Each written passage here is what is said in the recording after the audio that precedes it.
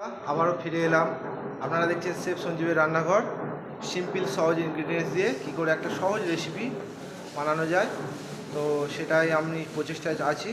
তো আজকে আমাদের রেসিপি হচ্ছে মটন কষা। কিন্তু সবাই ভাবছেন যে মটন কষা আবার সহজ কী করে হবে। সহজ মানে রেসিপিতে যে যে ইনগ্রিডিয়েন্টস লাগে সেগুলো তো আপনারা আশা করি জানেন, তো আমি পরে দেখিয়েও দেবো।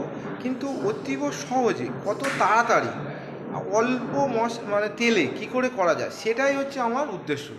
তো আপনারা দেখতে থাকুন, আশা করি ভালো লাগবে। দেখছেন তেল আছে কড়ায়। এখানে আলু, 1.5 কিলো মাংস, পেঁয়াজ, টমেটো, কাঁচা লঙ্কা, সানরাইজ গরম মশলা, আদা রসুন, লঙ্কা, হলুদ, জিরে, গরম মশলা বাটা। আমাদের এই আলু ভাজা হয়ে গিয়েছে। তো তেলটা দেখুন কতটা তেল আছে, তবু বেশি নেই, অল্পই আছে, তবুও তেলটা তুলে নিলাম। এই তেল তুলে নিচ্ছি, দেখে নিন। প্রথমে কি দেবো? প্রথমেই দেবো রসুন। অনেকে বলবেন রসুন আগে দিলে তাহলে পেঁয়াজ কী হবে?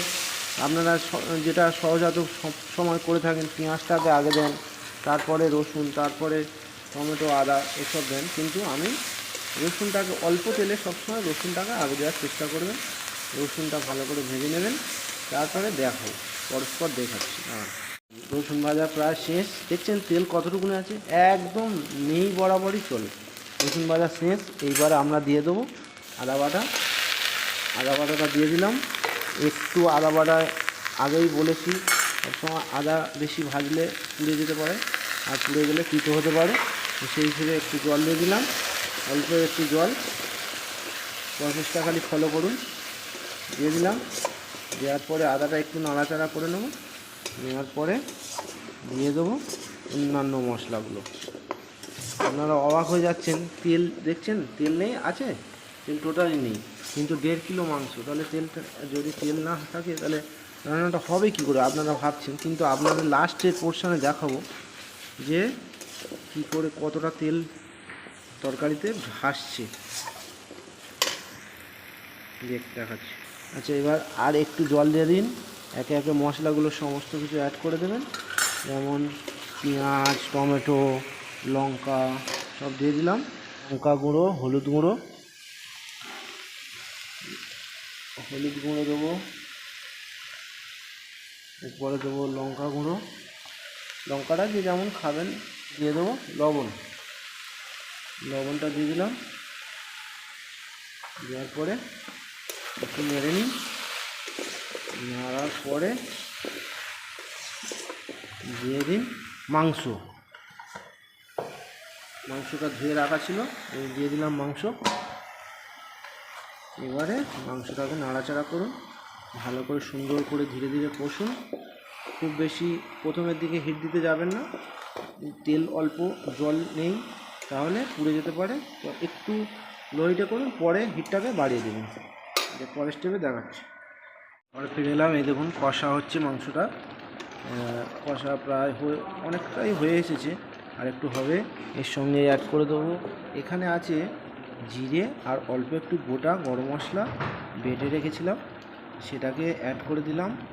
একটু এই টাইমে দিলে মাংসের মধ্যে এই ফ্লেভারটা পুরোপুরি ধরে নেবে।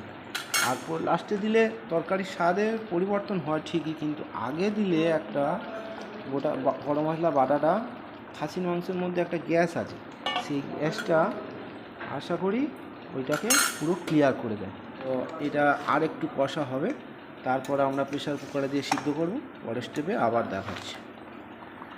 ও প্রেসার কুকারে একটু জল দিয়ে দিলাম। এরপরে মাংসটা দেবো, তবে মাংসর গ্রেভিটা দিতে যাবেন না। মাংসর গ্রেভিটা দিলে তলায় লেগে যেতে পারে হিটে, আপনারা হিট বুঝতে পারবেন না, তলায় লেগে যাবে। কিন্তু শুধু যদি জল আর এই মাংসটা দেন তাহলে অসুবিধা হবে না। আর জলের লেভেলটা আপনাদের দেখিয়ে দেবো, কারণ আর এই দেখছেন কড়াই গ্রেভিটা রেখে দিয়েছি। আর একটা ভাবছেন যে তেলটা দেখছেন, তেলটা আছে, তেলটা কিন্তু দিইনি, ওই তেলেই যথেষ্ট। আর একটু জল দিতে হবে, এখানে জলটা অ্যাড করে দেবো একটু।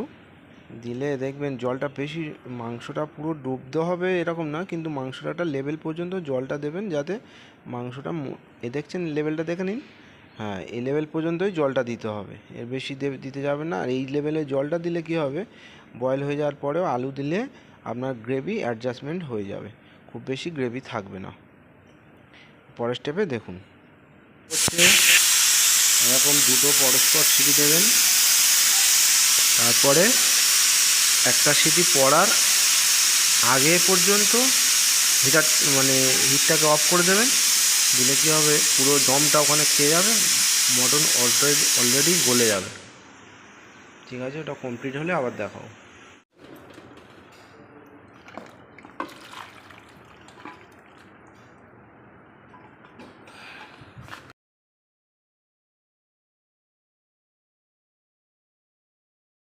মাংসটা এতে ঢেলে দিলাম, একটু ভালো করে ফুটিয়ে হবে।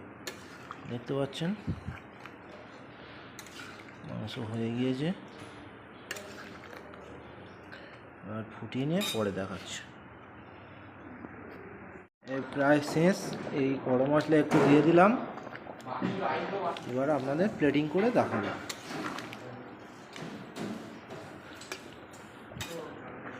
প্রথমে দিয়ে দিলাম একটা নাল্লির পিস, এর সাথে দিলাম একটা চাপের পিস, তার সাথে দিলাম আলু এক পিস, একটু চর্বি দিলাম, সাথে দিলাম একটু ঝোল, আর একটু ঝোল দিলাম, দিয়ে একটু রোগন দিয়ে দিলাম, ভাত, একটু স্যালাড, লেবু লঙ্কা, আর এই খাসির মাংস। প্লেটিংটা কেমন হয়েছে একটু জানাবেন। দাদাকে আজকে রান্নাটা করে খেতে দিলাম, কেমন হয়েছে দাদা খেয়ে বলবে।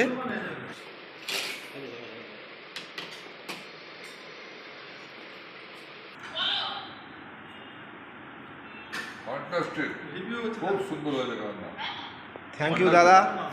একটু মাংসটা খাও, মাংস দিয়ে একটু খেয়ে দেখো। আরে মাংস ঝোলে খুব সুন্দর লাগছে, তো মাংস তো আরো সুন্দর হবে, খুব সুন্দর হয়েছে, বিউটিফুল বিউটিফুল। ঠিক আছে দাদা, থ্যাংক ইউ।